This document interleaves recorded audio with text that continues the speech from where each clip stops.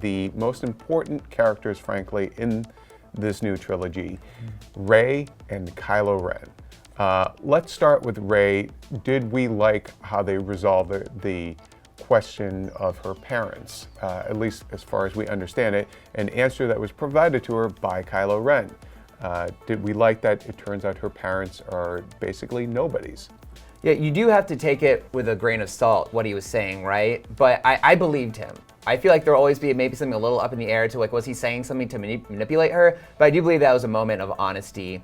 And she had to admit it to herself of, yes, you know, my parents, they discarded me, they got rid of me. She really is just nobody, but not to me, says Kylo Ren.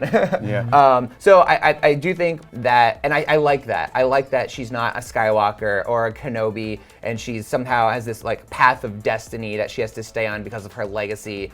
I just like that she's a random character in the galaxy who happens to be strong in the Force, and she's rising up to use that power. Although Star Wars does have a history of people lying to the kid about who their parents are. This is very true, but I felt a moment of sincerity there. Yeah. Yeah, and if Joshua was correct, and I agree with him, if it's correct that Kylo was telling the truth, I like that idea, because I don't think everybody has to descend from somebody famous or important or have this very important bloodline. I know that was Luke's destiny, but if I remember correctly, this is going to be testing my Lord of the Rings knowledge, Frodo was nobody, necessarily important in the term of his bloodline, except for his uncle. So I like the fact that Rey is her own person, and she's going to forge her own destiny, away from her family, because sometimes that's the sad truth of life. Sometimes kids just get dropped off and left behind and sold for money, and I like that story. I feel like it's more dynamic, more compelling. It's a very Dickensian sort of it's a tragic story. It's a very tragic story. Well, it also ties into, at the very end of the movie, the little boy picking up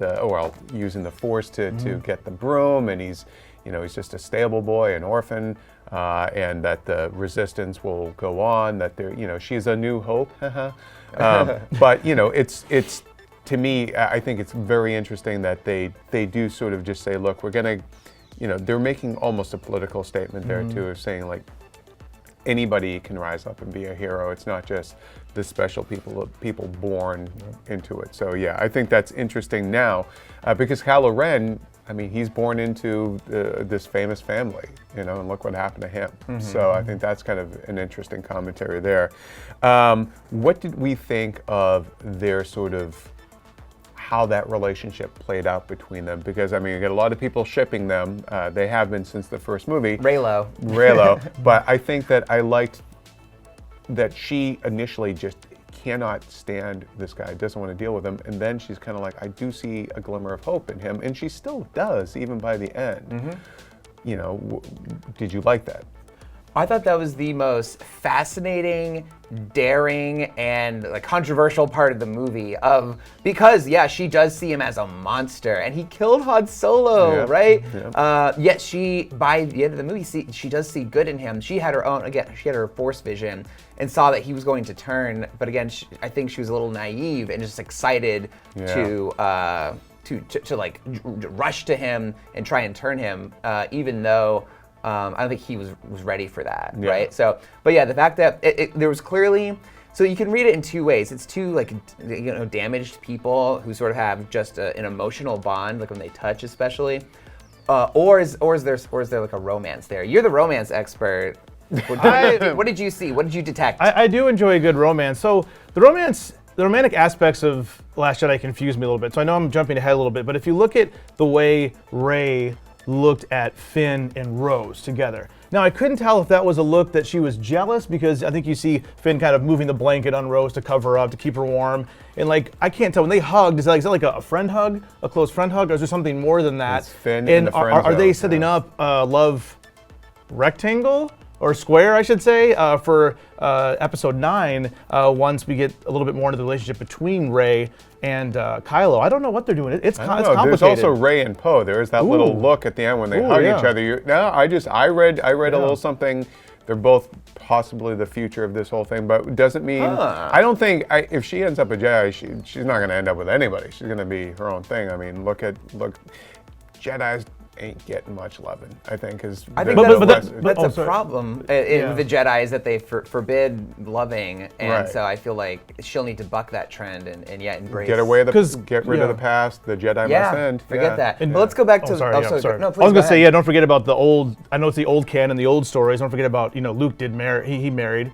Mira was her name, I believe. Mara Jade. Mara Jade, married as well. So I hope they get rid of the whole old teaching of like you can't marry. You have to be completely the whole priest-like nature of the Jedi Order and do something. Although different. it is interesting, you bring that up. I'm no EU expert, but they are basically kind of pulling a lot from the EU for Kylo Ren.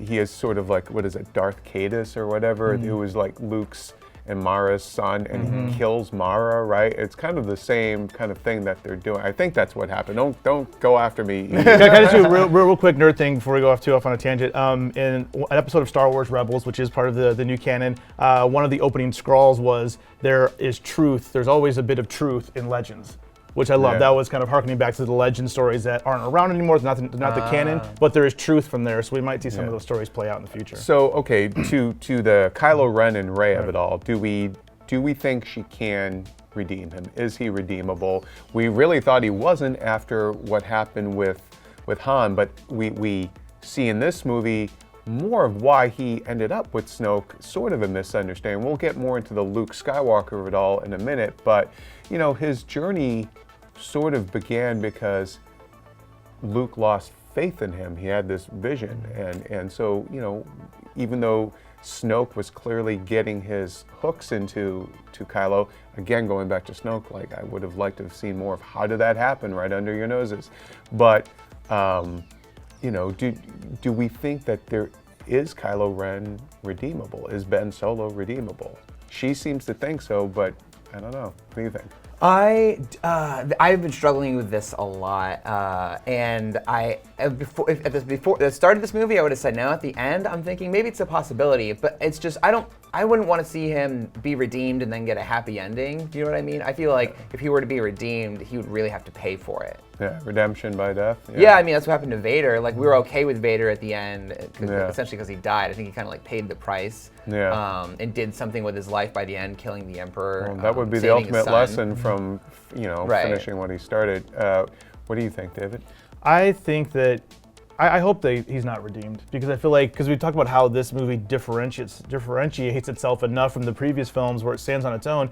If they did redeem him, even if he was redemption by death, it would feel too much like Return of the Jedi, I think. I hope that he has a difference, or either he remains the villain, which I think would be interesting. Maybe he even gets away at the end. Maybe he doesn't die, or nothing really bad happens to him. I think that would be interesting too. Or maybe he's cast off and isolated on his own, and he has to live out like a kind of a isolated prison sentence. I mean, something different from what Return of the Jedi kind of did. like a Ben Kenobi thing. The Ben Kenobi, he's going to go off and destroys everything. Yeah, I like that. Yeah, no happy ending. Yeah. I mean, even Leia says like my son is lost. Like, so she's given up hope on him. Rey is really the only, and Luke Skywalker does the whole brush off thing. Like, literally, Rey is the only one that seems to care about this guy, and care is pushing it. I think she's interested in the idea of there being good left in somebody. But wait, before we move on from Rey and Kylo, we have to talk about that lightsaber fight. Oh my God, that was so cool. That was like the best, I think, the best lightsaber. That's when and it's weird because it wasn't a lightsaber duel. Two lightsabers never actually touched in this movie, so it's the first Star Wars movie without a traditional lightsaber fight. Yeah. But them fighting Snoke's Praetorian Guard was so crazy. Like from when the lightsaber just flew over to her and she reaches up and like snatches it out of the air. They go back to back and then they oh my God. And I love the over the shoulder. All the teamwork was great. Yeah, that was great. I love the variety of weapons that the guards had, like the whip and the different sword. Like they had, I love the weapons. It was so cool. Yeah, that was probably, and that was a great example of them doing something new. Like we all expect, lightsaber battles and stuff like that in the Star Wars movie, but it was fan service without being so heavily tied to nostalgia. Now a whole generation of kids are going to grow up.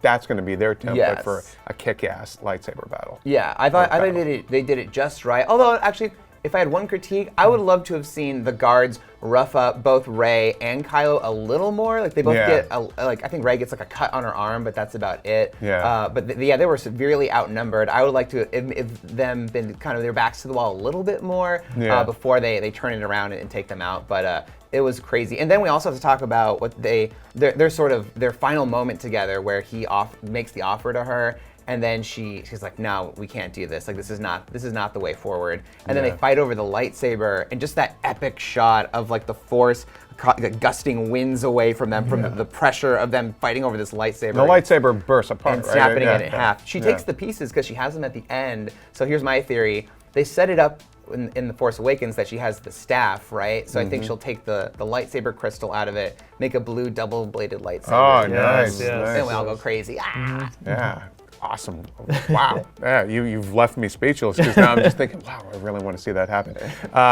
We want to know, what did you guys think of Kylo Ren and Rey, that whole thing, how they handle it, where they're going, all that jazz.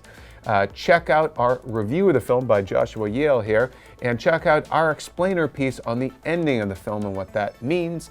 And of course, as always, be sure to follow and subscribe on whatever platform you like to watch IGN.